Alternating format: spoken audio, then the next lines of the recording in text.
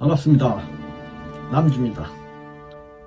산업 현장에서 열심히 일하신 분들, 또 40대, 50대, 60대이신 분들 반갑습니다. 2030 세대는 이미 윤석열 대통령 탄핵 기각 각하를 위해서 동의를 하고 계시고, 또 40세대, 50세대, 60세대는 원래부터 우리 자유 대한민국을 좋아하신 분들이라 제가 더 이상 말씀은 드리지 않겠습니다. 요즘 하루가 다르게 빅 뉴스들이 많이 나오고 있습니다. 곽종군이라는 사람이 지인과 통화한 내용을 보고는 제가 마음이 참 움찔했습니다. 저 사람이 왜 그러면 처음부터 제대로 얘기를 하지. 그 곽종군이도 처음에 대통령이 계엄을 선포할 때 내란죄라는 것이 성립이 안 된다는 것을 다 알고 있었던 거죠. 근데 민주당에서 너 내란죄로 잡아놓을 거야. 군인연금도 너 다 박탈되고 너 별 3개 달고 평생 너 감옥에 썩어야 돼. 근데 자기는 내란죄라는 생각을 안 했는데 어째서 내란죄로 모는지 너 요번에 받을 테니 양심 고백을 해라.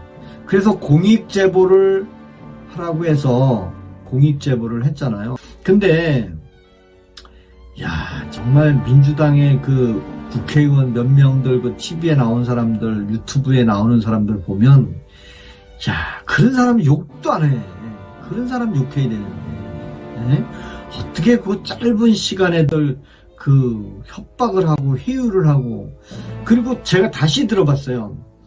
곽종군이라는 사람이 김병주 국회의원 유튜브에 나와서 양심 고백한다고 할 때 뭐라고 얘기했냐면 요원들을 빼내라. 그 3글자 요원들을 빼내라. 그 말이 국회의원을 끄집어내라로 바뀌었더라고요. 그 잘 들어보니까 그냥 들어가서 안에 있는 요원들을 빼내라.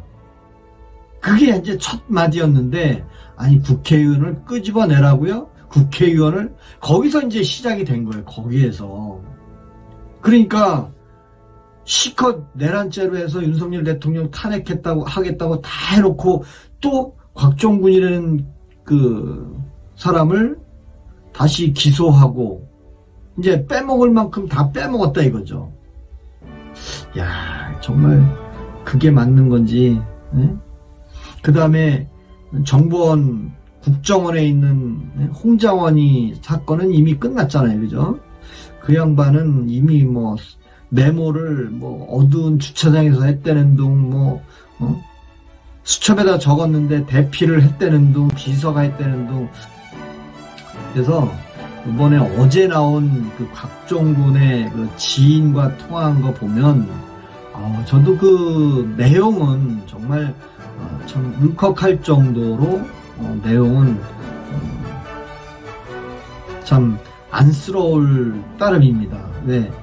평생 군 생활을 하면서 별 3개를 달고 예편을 하면서 여생을 살아야 되는데 갑자기 내란죄를 씌운다고 하니 어리둥절했던 것 같아요.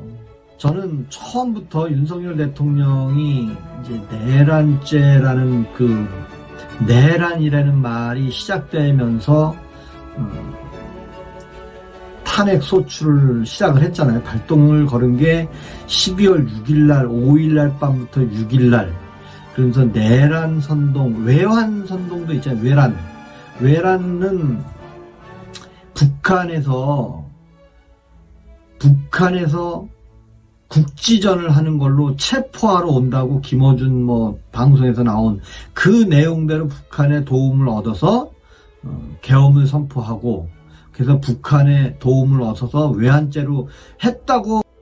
민주당에서 그 얘기는 안 하더라고요. 이제 드론을 침투시키고 하는 얘기들은 안 하는데 지금은 이제 외환죄는 빼고 내란죄만 지금 가지고 하는데, 그 내란죄가 처음부터 윤석열 대통령이 헌법재판소에서 그 얘기를 했잖아요. 홍장원이라는 국정원에 있는 사람은 사실 차장이잖아요. 국정원 차장. 그 다음에 국정원장도 있는데 국정원장이 외국에 있는지 알고 잘못 알고 있었다. 그래서 국정원 1차장한테 야, 너 싹 잡아들여. 너는 간첩 잡는 사람이니까 너는 간첩이나 싹 잡아들여. 라고 얘기를 했다고 하고, 근데 어떻게 그때 그 명단을 대통령이 불러줬는지 명단을 수첩에다가 적었다 이거예요. 근데 수첩에다 적었는데 그거를 다시 자기 비서한테 다시 적으라고 했다. 근데 어디에서 적었냐 하니까 주차장에서 적었다. 그래서 국정원 그 로비 사진을 CCTV를 깠잖아요. 깠는데 또 민주당에서 난리를 쳤잖아요. 아니 난리 칠 일이 뭐 있어. 뭐 북한에 알려줄까봐? 아니 이미 알려줄 건 다 알려줬는데 뭐. 네, 그래서 홍장원이, 그 다음에 곽종근이, 김현태, 요 4명의 어떤 그 양심선언 고백, 그 다음에 향후 앞으로의 너네 이걸 우리가 정권이 바뀌면 너네는 절대 잊지 않겠다 라고 얘기할 수도 있었겠지만, 사실은 공산당이랑 빨갱이들은 거짓말쟁이지 그걸 믿고 거기다 불었다는 것은 좀 아닌 것 같아요. 저는 처음부터 윤석열 대통령은 기각이 아니라 각하될 것이다.